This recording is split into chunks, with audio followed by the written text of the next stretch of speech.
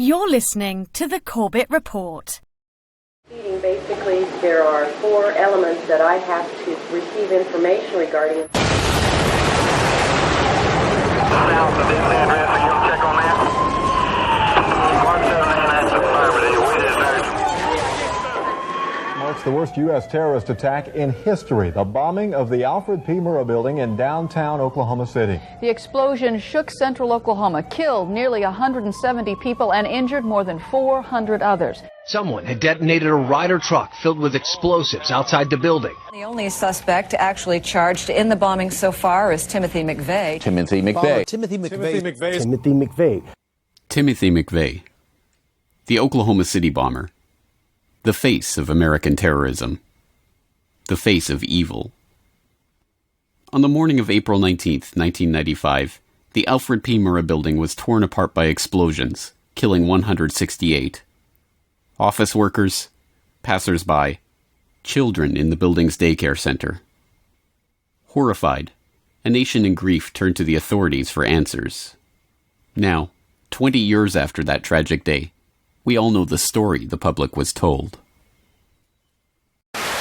Less than a week away now from the 20th anniversary of the Oklahoma City bombing. It's still the largest act of domestic terrorism our country has ever seen. At approximately 8:40 in the morning on April 19th, 1995, a slow-moving Ryder truck was seen near the Alfred P. Murrah Federal Building in Oklahoma City. A Ryder truck loaded with a diesel fuel and fertilizer bomb blew up next to the Alfred P. Murrah Federal Building, cutting it in half. 168 people, including 19 children in its daycare center, died. There you can see as the building was just simply cut away by this huge explosion. Collapsed into a shifting house of cards. Pulling at the rubble, they sometimes wonder whether they're tugging the piece that holds it all up. The nationwide search for suspects in the Oklahoma City bombing. The government has claimed McVeigh was alone. Terry Nichols was later also arrested and convicted as an accomplice. The plot was said to be an attempt to avenge the deaths of about 80 people in the government siege at the Branch Davidian compound in Waco, Texas, exactly 2 years earlier. And that story quickly centered on one man. Timothy James McVeigh was born April 23, 1968, in Pendleton, New York. Him in his neighborhood got to be pretty well known for being kind of an attention getter, an outgoing type kid. For Timothy McVeigh, guns would become a lifelong passion. McVeigh's decision to join the Army in 1988 comes after high school and a series of dead-end jobs. With his love of guns, this is a natural fit for him. He and his unit, parts of the 1st Infantry Division, the Big Red One, were sent to the Gulf and were in place, ready for war by January 1991. When the war ended, his unit was part of the security force assigned to guard General Norman Schwarzkopf in Saudi Arabia. McVeigh says several key events caused him to, in his words, snap. Beginning in 1992, when federal agents killed the wife and young child of white supremacist Randy Weaver during a standoff at Ruby Ridge, Idaho. A call for an imminent war with the government spreads to cell groups across the far right. Timothy McVeigh also becomes convinced by this time. Shortly thereafter, he writes Michael and Lori Fortier, telling them that he wanted to take action against the government. He then enlists the help of his old Army buddy, Terry Nichols.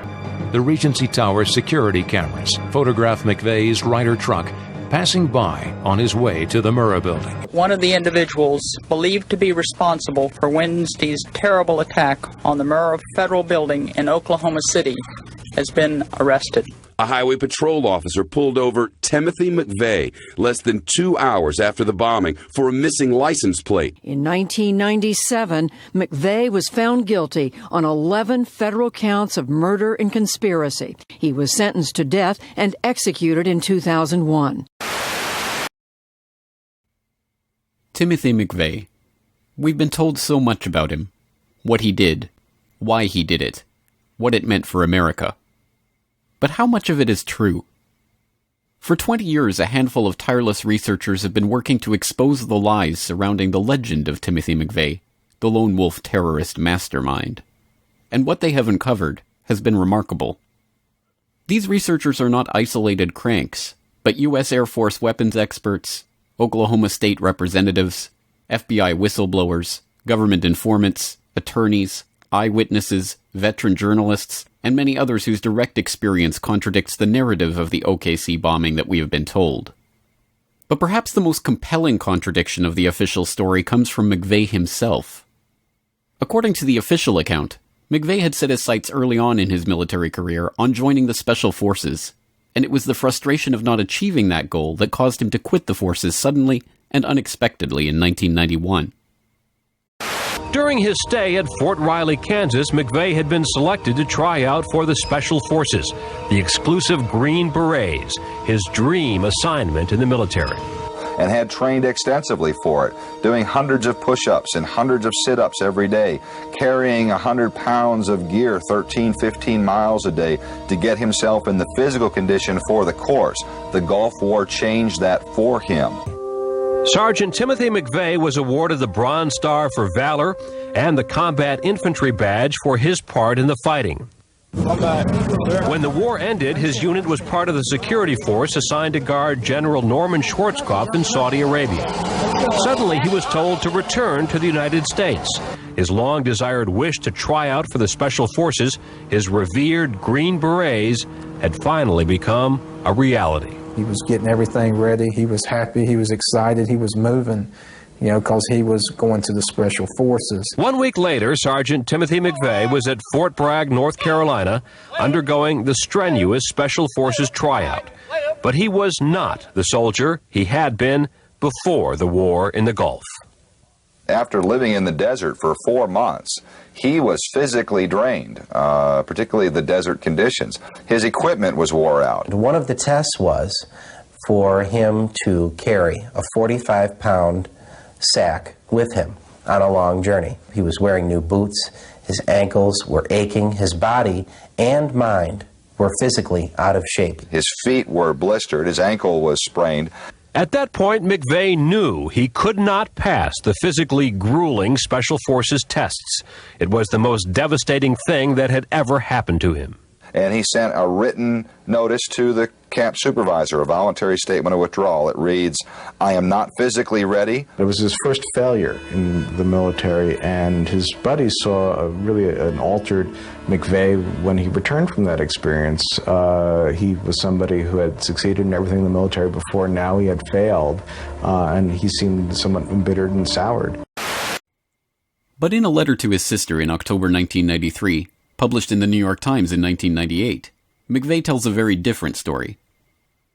Why would Tim, characteristically non-drinker, super successful in the Army, private to sergeant in 2 years, Top Gun, Bronze Star, accepted into Special Forces, all of a sudden come home, party hard, and, just like that, announce he was not only disillusioned by the Special Forces, but was in fact leaving the service?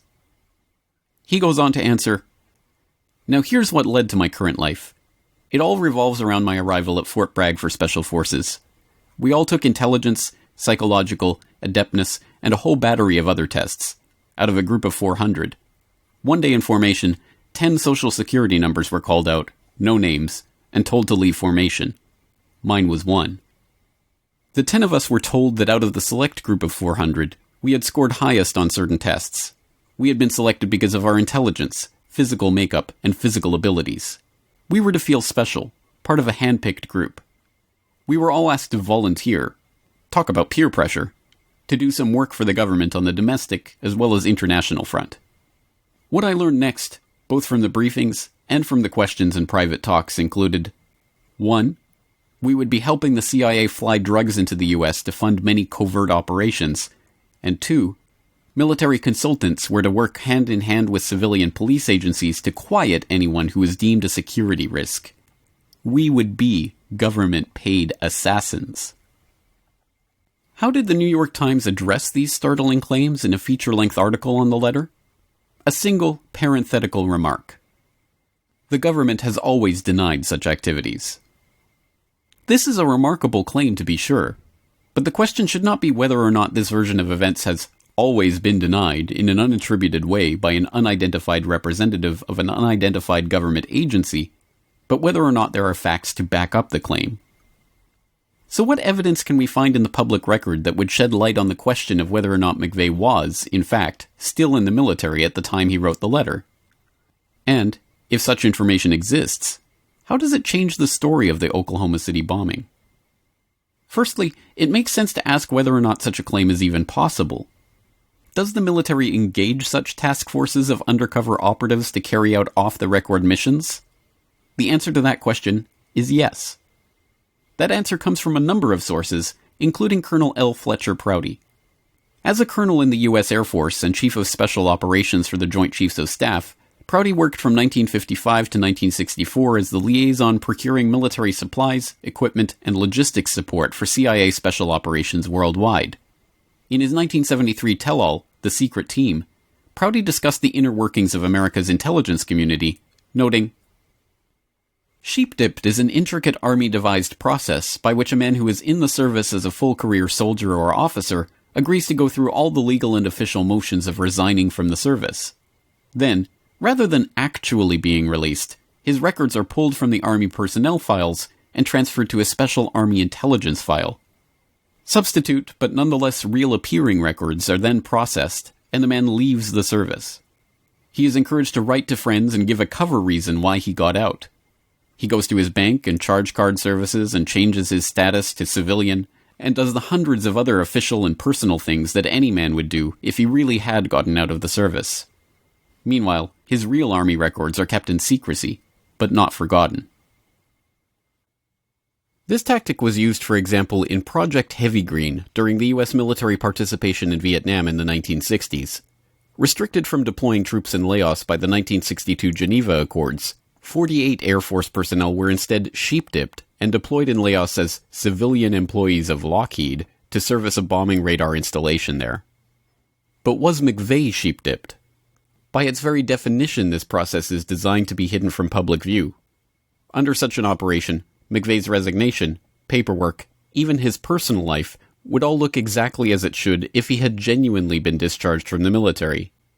Even more frustratingly, the sources of information that could potentially prove that McVeigh was in fact sheep-dipped are being deliberately kept from the public. Take the testimony of Terry Nichols. He is serving an unprecedented 161 consecutive life sentences for his part in the bombing at ADX Florence, a supermax prison in Colorado where he shares a cell block with Ramzi Youssef and Ted Kaczynski. In 2007, he provided a sworn deposition to attorney Jesse Trendue where he stated, "In December of 1992, Timothy McVeigh told me that while he was serving in the U.S. Army, he had been recruited to carry out undercover missions." McVeigh again told the same story to one of his fellow inmates on death row, David Paul Hammer.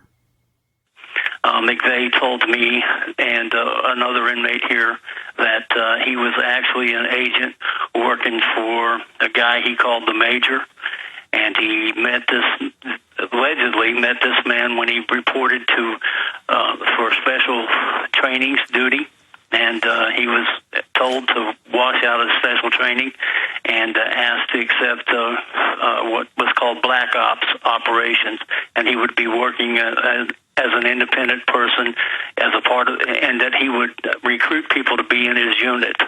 According to McVeigh, this association went on for several years, from the end of 1992, and throughout the days of the bombing of the Murrah building on April 19, 1995. Unsurprisingly, perhaps, the federal government has made it as difficult as possible for the general public to access this information or find out more about these claims. After granting the interview discussing McVeigh's military connections, Hammer was placed on lockdown and even prevented from contacting his attorneys. After receiving Nichols' sworn declaration that McVeigh was an undercover Army operative, attorney Jesse Trendue was prevented from gaining access to depose Nichols by a federal judge. The judge in McVeigh's own case also placed sensitive documents obtained by the defense during discovery under seal, documents that the producer of Oklahoma City bombing documentary A Noble Lie claims prove these connections. So perhaps we can start with just laying out the parts of the record that we can all agree on about Timothy McVeigh and his background. Well, he actually served in the U.S. Army. He was on the security detail for General Schwarzkopf, at the time the Allied Supreme Commander of Allied Forces in the first Persian Gulf War back in 1990. And he was a sharpshooter and a sniper.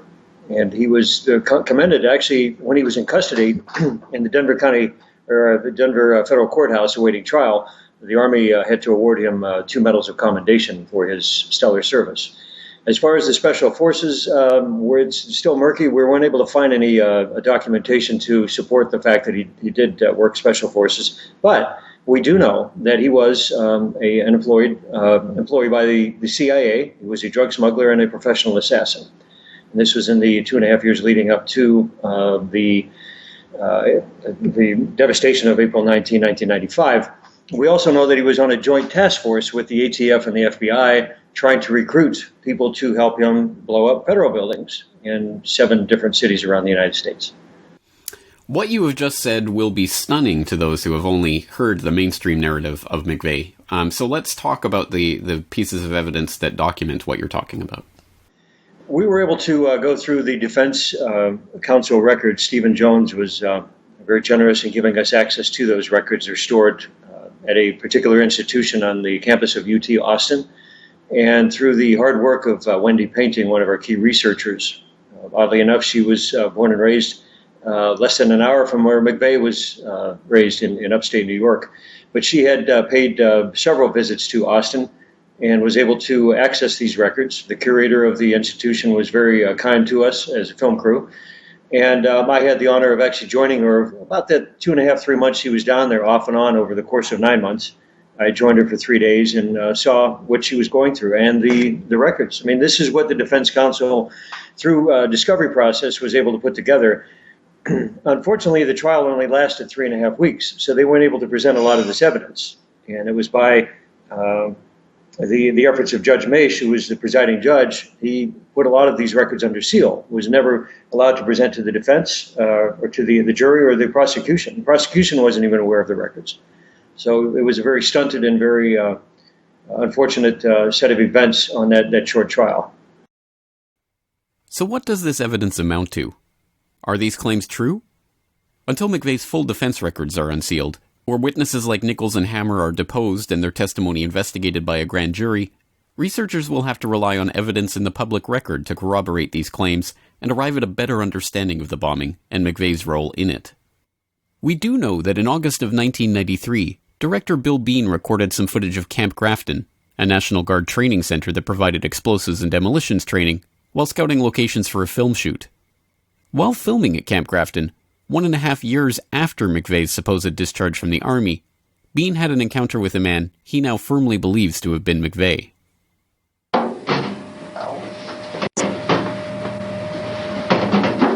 So what's your job? What was that? What's your job?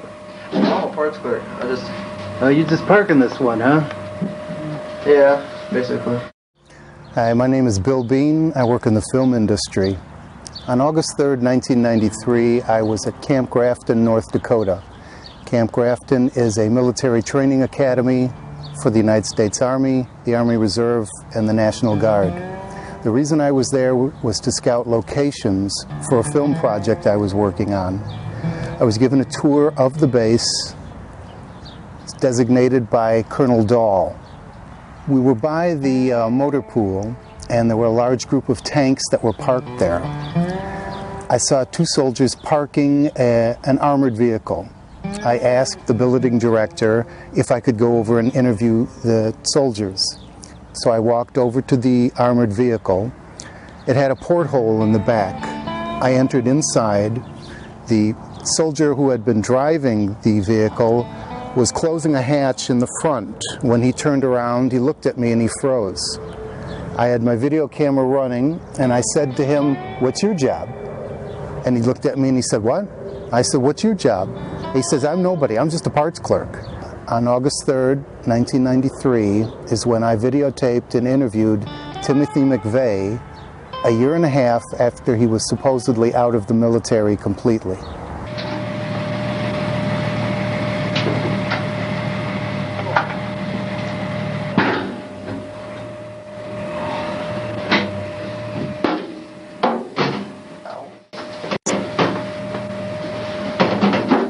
So what's your job?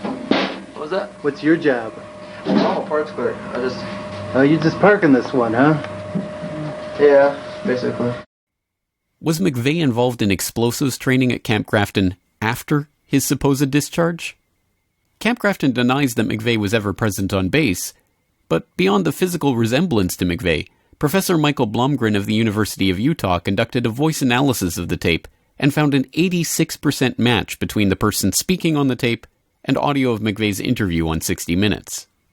I ended up going to Professor Blomgren at the University of Utah, who's in the speech pathology department. He did a voice forensics test. He did various computer and scientific tests on it, and did human voice analysis tests also. His final report to me was that he would testify in a court of law that this is Timothy McVeigh. He had compared it to a 60 Minutes interview and found a near-perfect, near-exact match.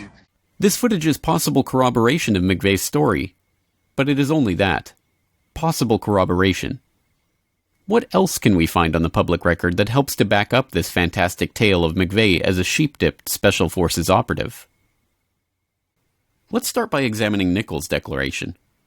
In it, Nichols, fearing for the safety of his family, notes, "I cannot possibly discuss in this declaration all the information I have concerning the Oklahoma City bombing and others involved, but crucial parts of this terrorist act remain hidden from the American people, especially the identities of the others unknown who collaborated with McVeigh in the bombing." Nichols goes on to reveal the name of one of these collaborators. After noting McVeigh seemed upset and angry in learning about a change in targets for the bombing, Nichols writes that, in what I believe was an accidental slip of the tongue, McVeigh revealed the identity of a high-ranking FBI official who was apparently directing McVeigh in the bomb plot. The name McVeigh let slip was Larry Potts, lead FBI agent at Ruby Ridge. According to Nichols, McVeigh was furious with Potts for changing the script on the bombing and, presumably, targeting the Murrah building. So, who is Larry Potts? Larry Potts was described as the Bureau's fastest rising star in the early 1990s, and as such was in the center of the Bureau's two most controversial incidents of that time: the Ruby Ridge shootout in which Vicki Weaver and her 14-year-old son were killed by federal agents, and the Waco standoff that ended with federal agents burning down the Branch Davidian compound, killing 76 men, women, and children. In May of 1995, directly after the Oklahoma City bombing, he was promoted to Deputy Director of the FBI, where he was Chief Operating Officer in charge of hundreds of criminal investigations. He was also the lead investigator on the bombing of the Murrah building. So do we have any evidence that the FBI participated in a cover-up of the OKC investigation? The answer is such a resounding yes that even high-ranking FBI officials have alleged just such a cover-up. We know there were 24 people that were interviewed by the FBI that said they saw Mr. McVeigh on April 19th with someone else, and they had no reason to make it up. They didn't have a dog in that fight. They didn't have any reason to make something up. They told the agents exactly what they saw, and the agents wrote it down. If only one person had seen it, or two or three, but 24 people say, yes, I saw him with somebody else. That's pretty powerful. That Danny Coulson, the man in charge of the FBI's collection of evidence from the Oklahoma City bombing, is himself alleging a cover-up, is significant. As Coulson points out, in the immediate wake of the bombing, the largest manhunt in the history of the Bureau was launched to find the two men who were reported as having rented and driven the Ryder truck to its destination. John Doe number 1 was soon identified as McVeigh, but John Doe number 2, his accomplice, remained at large. Who is John Doe number 2, and where is he? Employees at the truck rental business in Kansas also helped with a sketch of a man who they say was with McVeigh, a square-jawed suspect with a tattoo on his left arm.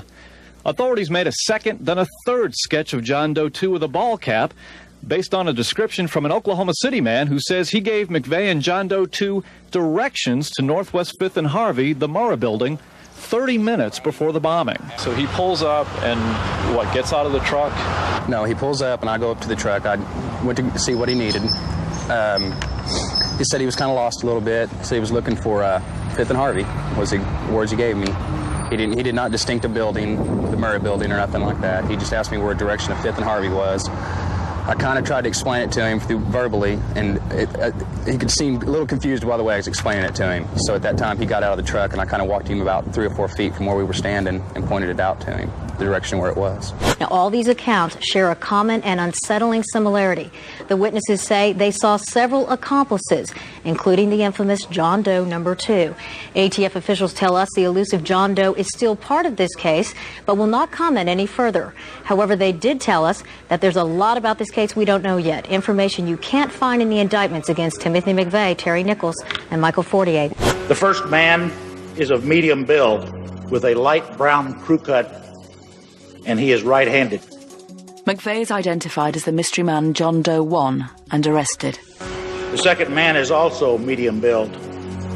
He's further described as 5 feet 9 inches to 5 feet 10 inches tall, with brown hair and a tattoo visible on his left arm. What happens next is a conspiracist's dream. John Doe number 2 remains at large.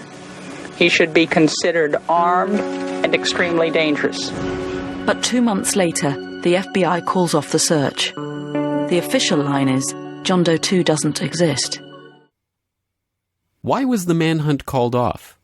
Why were 24 separate eyewitnesses along the Ryder truck's route that morning dismissed as having imagined his existence? Is it because even more damning evidence of John Doe number 2's existence, and more importantly his identity, was about to emerge? It was just hours after the bombing when the news channel first told you about the possibility that surveillance cameras may have captured the explosion and the killers on tape. Our sources and sources for the LA Times describe what's actually on those tapes. The information shows some huge surprises, the biggest that it may have been John Doe number 2, not Timothy McVeigh, who detonated the bomb. Brad Edwards has the latest on the investigation in this exclusive News Channel report. Our new information comes directly from a source that has seen parts of those surveillance tapes. It also comes from reports now in the Los Angeles Times. But perhaps the biggest surprise is contained in the news channel's own information.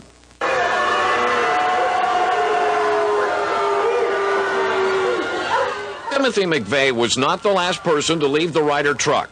In fact, another man sat inside the cab of the truck after McVeigh got out. We believe that man is John Doe number 2, a man who, for all we know, is still on the loose, leaving open a vital question. Was it John Doe number 2 who actually set off the bomb, not Timothy McVeigh, as we've all been led to believe? News Channel 4 has for weeks been demanding copies of the surveillance tapes from the FBI. The federal government so far is dragging its feet. But many people in the investigation have seen the tapes, and now so has a source willing to describe to the news channel what the tapes show. The LA Times report shows there was a surveillance camera near the corner of 5th and Harvey and another near the corner of 5th and Robinson. Federal investigators recreated the time sequence leading up to the bombing by matching the video and still photos from the surveillance cameras. Since we can't show you the tape ourselves, we're reenacting what our source says he saw on those tapes. As witnesses told the news channel before, the tapes show the Ryder truck parked in front of the Murrah building where we now know the blast went off. As witnesses also told us, the tapes show 2 men sitting inside the Ryder truck. A man strongly resembling Timothy McVeigh gets out of the driver's side, steps down. He then appears to have dropped something on the step up into the truck. He bends down and appears to pick something up off the step. Then he turns and walks directly across 5th Street toward the Journal Record building. All this time, John Doe number 2 is still inside the Ryder truck's cab, sitting on the passenger side. Time passes. The surveillance tape is time-lapse photography. Without knowing exactly the time interval between shots, our source can't be sure how long John Doe number 2 sat in that cab. What was he doing all that time? Then the tape shows John Doe number 2 getting out of the passenger side of the Ryder truck. Again, the tape shows that a bombing witness accurately described what happened next to News Channel 4. I was standing in the building, and I looked out the window, and I seen the Ryder's truck, and I seen a man get out of the runner's truck. The tape shows John Doe number 2 getting out, shutting the passenger side door. He steps toward the front of the truck and is momentarily out of the frame of the surveillance camera. But shortly, he appears back in frame, walking toward the rear of the truck, still on the sidewalk in front of the Murrah building. Again, he turns east toward the front of the truck, looking toward the street. John Doe number 2 then walks diagonally across 5th Street toward the east, as if heading toward the YMCA or the intersection of 5th and Robinson. He again leaves the frame of the camera.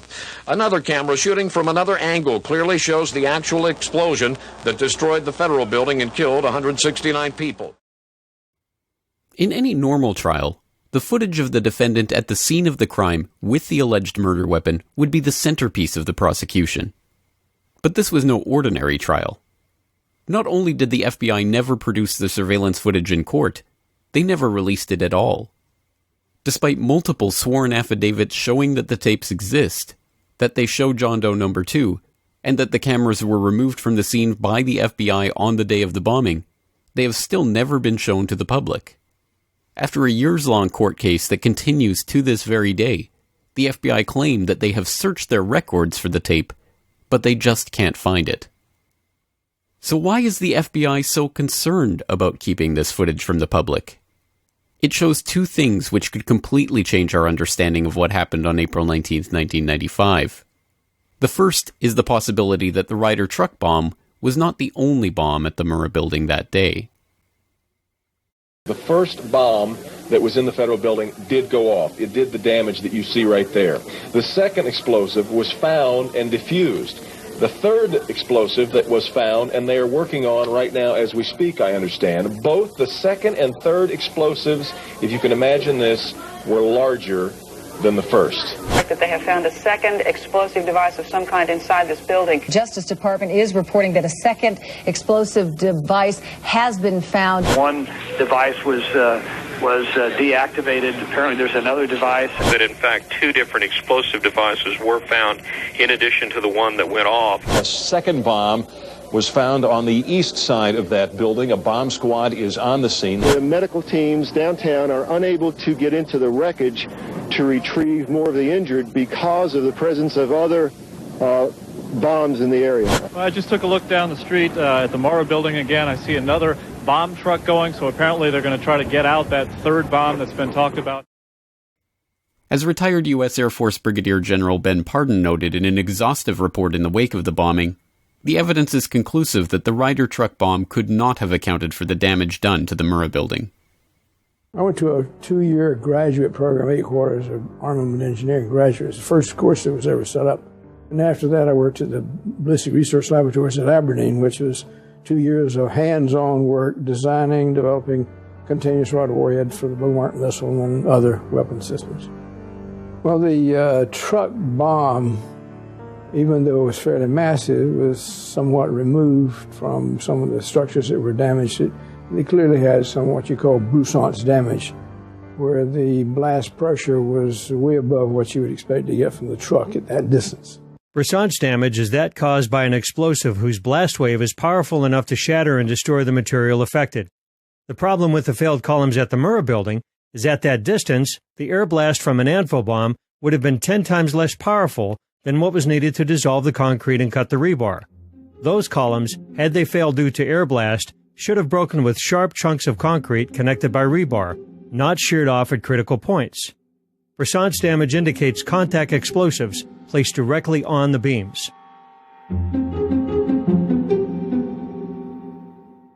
Even more perplexing is the total collapse of column B3, which caused the floors on the east side to pancake onto one another. The building was gutted to within feet of the other side. Column B4, closer to the truck bomb, is completely intact. Yet we are supposed to believe that a blast wave traveled through B4, leaving the sheetrock almost untouched, and completely destroyed the column farther away. And most of the front columns were destroyed when the supporting header beam failed. But the cause of failure, supposedly being air blast, should have thrown it into the building. Instead, it fell straight down and rolled towards the crater. General Parton's report was conclusive. The Murrah Federal Building was not destroyed by one sole truck bomb. The major factor in its destruction appears to have been detonation of explosives carefully placed at 4 critical junctures on supporting columns within the building. Many independent experts concurred with the Parton report. Sam Cohen, inventor of the neutron bomb, issued this statement. I believe that the demolition charges in the building that were placed inside at certain key concrete columns did the primary damage to the Murrah Federal Building. It would have been absolutely impossible and against the laws of nature for a truck full of fertilizer and oil, no matter how much was used, to bring the building down. The FBI put all their weight behind the lone bomber theory and tailored the evidence to fit that scenario. Dr. Frederick Whitehurst, a supervisor at the FBI crime lab, turned whistleblower over the Bureau's handling of the evidence in the Oklahoma City bombing. Released a report today condemning the FBI crime lab for mishandling evidence and for slanting its analysis. The report is expected to specifically criticize the lab's handling of the Oklahoma City and World Trade Center bombing cases. It was the allegations of FBI whistleblower Frederick Whitehurst that sparked that investigation. Forced to resign, Dr. Whitehurst testified in Terry Nichols' trial that a fellow FBI chemist had changed his findings and lied under oath after meeting with federal prosecutors. The Office of the Inspector General, or OIG, investigated Whitehurst's charges and issued a report which concluded that the FBI crime lab had improperly identified the characteristics of ANFO, the weight of the bomb, the detonation system, and even what kind of explosive was used. But perhaps even more importantly, the missing surveillance tapes from the Murrah building threatened to reveal the identity of John Doe No. 2. And as it turns out, there is every reason to believe that the missing accomplice in the case is, exactly as McVeigh himself alleged, a government informant, agent, or operative. Documents obtained under the Freedom of Information Act over the past decade have exposed a long-classified FBI operation from the early 1990s. This operation, dubbed PATCON for Patriot Conspiracy, involved FBI infiltration of the militia movement, including the very circles that McVeigh himself, model soldier and Special Forces recruit, was now moving in. Attorney Jesse Trenadu has been one of the most outspoken voices about the PATCON operation and how it relates to the events in Oklahoma City. As I pursued this over the last 16 years and lots of lawsuits and fights with the FBI, I stumbled across an operation that the FBI called PATCON, P-A-T-C-O-N. PATCON was an acronym for Patriot Conspiracy. Mm-hmm. And the FBI began to distance itself from PATCON when I was probing, and they said it was just a simple operation where they were going to infiltrate some militia folks in Alabama who had stolen some night vision goggles from a military base and were selling them. But it was clear to me that PATCON was bigger than that, much, much bigger. And there were PATCON operations going on all over the country. And they referred to them as PATCON Group 1, PATCON Group 2, PATCON Group 3. PATCON, meaning that's the FBI's name for their wide-scale, you say, investigation and infiltration of the radical right in the early, mid-1990s. And apparently it went throughout the 90s because here last summer I received a phone call from a fellow who said, I've been seeing what's been posted on the Internet from your FOIA lawsuits with the FBI. And he said, you have all the pieces, but you just haven't put them together. And I said, what do you mean? He said, well, you just don't see the pictures. And so he came to see me, and I directed him to Newsweek magazine and to some other reporters. He had been one of the top undercover operatives for the FBI in PATCON for almost 10 years. He had infiltrated some 23 groups. He started out believing it was the right thing. He wasn't, so many of these informants are people who are caught in the act of committing a crime and are forced to go undercover for the FBI. He did it voluntarily because he thought these hate groups, what described him as hate groups, were dangerous. In hindsight, he said he looked back on it and he sees now that the agenda was to infiltrate and incite the militia movement, the right-wing Christian movement, the violence, so that the Department of Justice could crush them. He said that Ruby Ridge was a PATCON operation. He said that Waco was a PATCON operation. He believed that Oklahoma City was, but he wasn't involved in it. But he did say that other members of the PATCON group were involved in Oklahoma City. At the center of the many threads of this operation was Elohim City, a white supremacist compound in Oklahoma whose chief of security was the enigmatic Andreas Strassmeyer, son of former German Chancellor Helmut Kohl's chief of staff and a former lieutenant in the German army with military intelligence training. And we have another angle on this as well from Carol Howe. Are you familiar with her case? She was actually hired by the ATF to infiltrate the compound in Elohim City, which was in eastern Oklahoma, almost right on the Arkansas border. And they gave her ordnance, they gave her pipe bomb material, everything to just find out if the people within Elohim City were, capable of actually doing something, such as the Oklahoma City bombing. And come to find out, there was ATF and FBI informants that she didn't even know about. So it was really an odd mix of informants. They're not communicating with each other. Catastrophic breakdown in communication. I gave them warnings, targets, specific targets, addresses of targets, names of targets. I know of too many people that were talking about that building, talking about Oklahoma City, talking about doing something on that date using a truck bomb.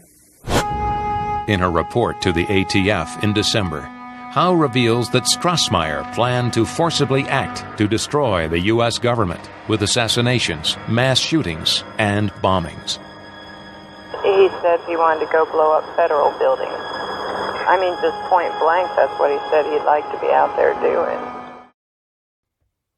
Jane Graham, an eyewitness who worked in the Murrah building, observed Strassmeyer in the building the week before the bombing, going over blueprints and carrying what looked to be the components for C4 explosives and detonators. As alleged in David Hoffman's book, The Oklahoma City Bombing and the Politics of Terror, Strassmeyer first aroused suspicion that he was an undercover operative when he was caught in Texas entering a federal building at night with a key code. Did he have access to the Murrah building also? When we interviewed Jane Graham, who was a survivor, she said that when she went to work, it was either the day before or 2 days before, I don't remember which, she parked in the basement parking, and when she got out of her car and was walking across the parking garage, she saw 3 guys down there wearing coveralls and placing putty on the columns and stringing wire between the putty. Later, she picks out one of the guys from photographs and says, that's him, and it was Andreas Strassmeyer. Strassmeyer was there listening, going over the plans. He was listening to everything. He was, what they were talking about, looking at place, pointing to things. But when they were talking, whatever they happened to finally be talking about, and when I was looking at him, at that point, then he left and went over to the other side of the building so I wouldn't keep watching him. The second man that was there, who appeared to be military, he's the one that the man in charge told to put the stuff back in the car. The second man obviously was taking orders from the first man because he had wire in his hands, which I thought was telephone wire. It's that real light color, thin wire. And he also had what appeared to be gray putty. Well, that's exactly how you string composition C4 with det cord. Despite all of this evidence, Strassmeyer was never interviewed by the FBI as part of their Oklahoma City investigation before he had the chance to flee the country and return to Germany. This is just one of many examples of seeming foreknowledge of the attack that have since been covered up or suppressed by the FBI and the ATF. The government has claimed that they had absolutely no prior warning, and yet we start off with the interesting little episode where 2 Air Force bomb squad guys, and these are very special Air Force bomb squad guys that we know were cleared to work for presidential security, VIP security, and so on. They were ordered from Kirtland Air Force Base in New Mexico to Oklahoma City, arriving on Monday the 17th of April, 2 days before the bombing. Their orders were to go to a motel and wait there until contacted by the FBI. I had become aware of this information in 1997, developed some confirming information, but the key was that in the summer of 2001, 2 journalists had separate conversations with one of the 2 individuals on this bomb squad team. He admitted he was there. When asked in separate conversations by both journalists why he was there, he responded, you'll have to ask the FBI. There was this fairly large truck with a trailer behind it, and it had a shield on the side of the door, and it said bomb disposal or bomb squad below it. Authorities now claim in federal investigative reports that the huge, ominous truck with its trailer was being used by a deputy to run routine errands. Other documents obtained by 2020 show that someone called the Executive Secretariat's office at the Justice Department in Washington and said the Murrah building had been bombed. But this was 24 minutes before the blast. No action was apparently taken. Yet another witness, a rescue worker, says after she talked with an agent at the bombing scene, she also suspected the ATF was warned and agents stayed away from their office that morning. I asked him if his office was in the building, and he said yes. And I asked if there were any ATF agents that were still in the building, and he said no, we weren't here. Witness number one approached an ATF agent nearby. He claims he asked the agent what had happened, and witness number one says this is what the agent told him. He started getting a little bit nervous. He tried reaching somebody on a two-way radio. Couldn't get anybody, and I told him I wanted an answer right then. He said they were in debriefing. None of the agents had been in there. They had been tipped by their pagers not to come into work that day. Plain as day out of his mouth. They were tipped. Why wasn't anybody else? Any one of these indications of foreknowledge of the blast would be incredible enough. Taken together, they provide corroboration of the thesis that the government in fact had informants in the plot and were allowing it to go ahead. But more startling by far than all of these accusations is the case of Dipole Mite. Dipole Mite was an ATF project to familiarize BATF agents with truck bomb debris patterns and to calibrate the effect of vehicular explosions on a variety of materials and structures. Beginning in 1994, the Bureau conducted a series of experiments at the White Sands Missile Range in New Mexico, blowing up vehicles with C4 and ANFO explosives and analyzing the blasts to gauge the effect of terrorist bombings on government buildings. Even more incredible, pictures emerged in 1997 of a Ryder truck parked at Camp Gruber Training Center in Oklahoma. The source of the image, who feared for his safety and requested anonymity, asserted that the images were taken in early April of 1995, just 2 weeks before the bombing. The National Guard did eventually confirm that the images were authentic, and that the Ryder truck's presence at the camp was related to a weapons sensor project connected with the Defense Advanced Research Project Agency, but issued a statement insisting that this Ryder truck and the weapons project it was associated with, quote, had no association whatsoever with the tragedy at the Alfred P. Murrah building, end quote. Could this be the other Ryder truck that witnesses reported seeing at Lake Geary several days before Timothy McVeigh and Terry Nichols arrived to construct their bomb? The official narrative dictates that Tim McVeigh alone rented the Ryder truck in Junction City, Kansas on April 17, 2 days before the bombing. He and Terry Nichols supposedly constructed the bomb on April 18. But the bulk of eyewitness accounts assert that the Ryder truck was at Geary Lake for several days before that. I retired April 11th, 1995, and after finishing up that morning, I decided to stop by here and fish at Geary State Lake, which is right in this general area here that I was fishing from, the pier or jetty. And I stayed here most of the afternoon fishing, of course, with no luck. And later on that afternoon, I had decided to maybe go back over this way over here to the other point back there and see if I'd have any luck. When I noticed a Ryder truck over there. I was sitting at home one day and my wife came in from work and she said that she had been stopped at a roadblock up here at Geary Lake in reference to the Oklahoma City bombing and the making of the bomb here at Geary State Lake and with a Ryder truck. And I said, well, you know, I had told you about the Ryder truck I had seen there before this. And that's how I became aware of it. And then the next thing I knew, she told the ATF and FBI, the people at the roadblock, that what I had seen. And before I knew it, my house was swarming with agents. Multiple trucks, multiple bombs, government informants, prior warnings, Pat Kahn, John Doe No. 2, Andreas Strassmeyer. The indications of government participation and cover-up in the bombing itself continue to mount and mount, and they paint a very different picture of McVeigh than that of the lone wolf bomber that the government and media have spent 20 years asking us to believe in. But why?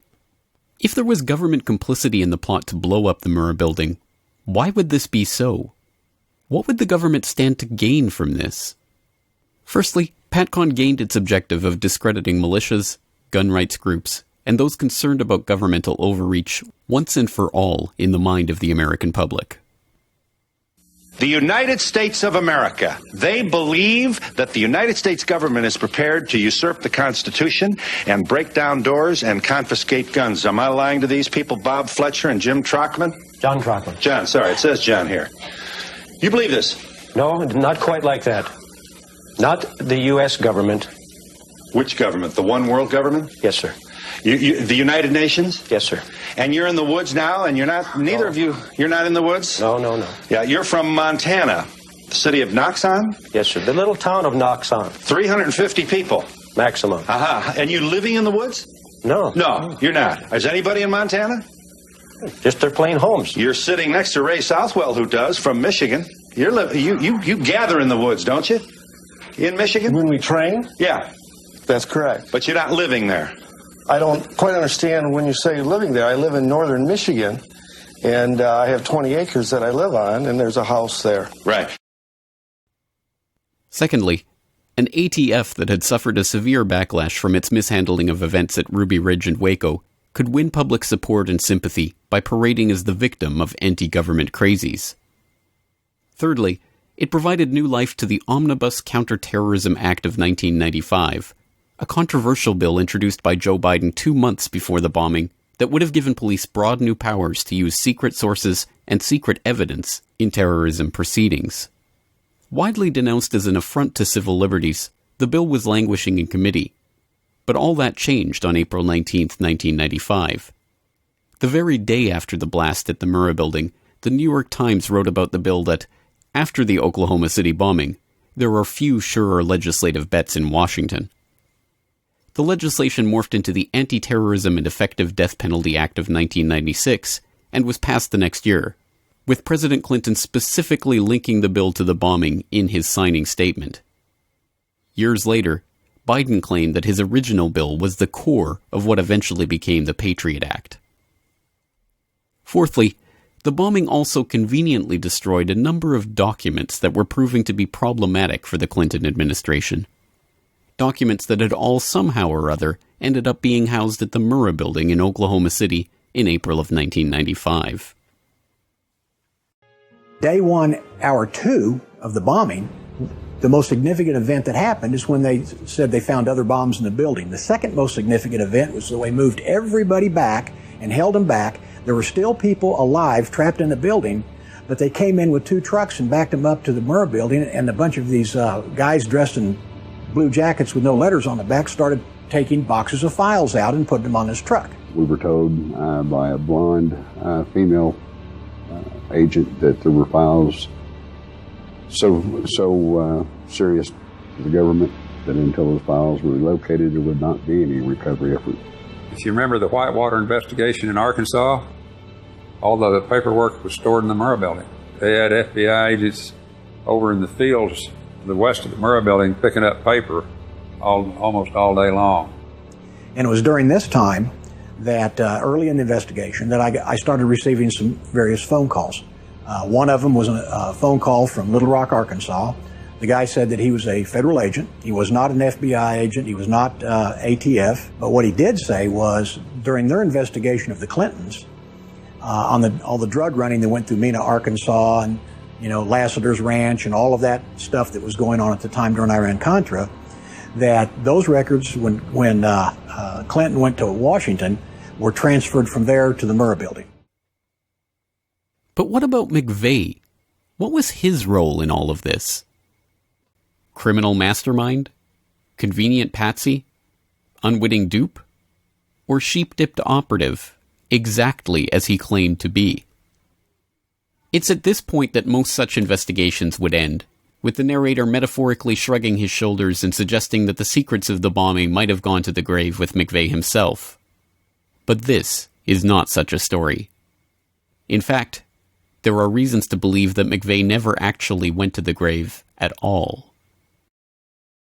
He told us many times he would vacillate on this issue from time to time, but his main theme was that he was not going to be executed, that the major was going to have someone infiltrate the execution team, and that he would be given drugs that would feign the appearance of death, and he says the CIA and other people use these drugs, and that they would be taken out, and he would be brought, given some type of medication that would counteract the other, and that he would be rewarded for serving his country. And it sounds a little bit far-fetched, but I mean, I've talked to several people who witnessed the execution, including Janie Coverdale, and she doesn't know one way or another whether Tim was executed. He was covered up from toe to neck, and he couldn't see any type of IV lines or anything running into his veins. And so she clearly says that she doesn't know if he was executed or not, and she watched it. So, I don't know if Tim McVeigh is dead. McVeigh spent much of his time on death row fighting for a very unusual request: to not have an autopsy performed on his body after his execution. Autopsies are standard procedures after federal executions and would have been performed on McVeigh, but his request was granted and no autopsy was ever performed. During the execution itself, one of the eyewitnesses, Susan Carlson of WLS-AM radio, reported McVeigh, quote, appeared to be still breathing, or what appeared to be shallow breathing, even after being pronounced dead, and his eyes remained open, end quote. After the execution, prison officials admitted to using a decoy to throw the public off the trail of McVeigh, who was ostensibly transported to a local funeral home and cremated before his ashes were turned over to his attorneys. Perhaps it's appropriate, in a sick way, that we don't even have closure on this, the one part of the OKC bombing story that even the most incredulous have long believed was unquestionable. After all, the only constant in the case is that at every turn, the government has lied about what they know, withheld evidence, and otherwise kept the public in the dark about what really happened that day. Meanwhile, those brave few who have sought to shed light on these issues, or just gotten caught up in the story, have ended up with their lives transformed, their reputations shattered, and, in some cases, have lost their lives. All in maintenance of this mystery. Anti-government extremist. Is one man. Timothy McVeigh. Timothy McVeigh. McVeigh. Timothy McVeigh. Timothy McVeigh. Timothy McVeigh. McVeigh. Timothy McVeigh. McVeigh. Timothy McVeigh. Timothy McVeigh. One time a sergeant. McVeigh. Timothy McVeigh. A large portion of that building has collapsed and fallen away from the rest of the building. At the moment,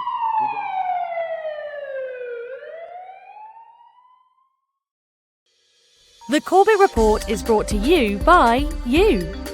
Your support makes the Corbett Report possible.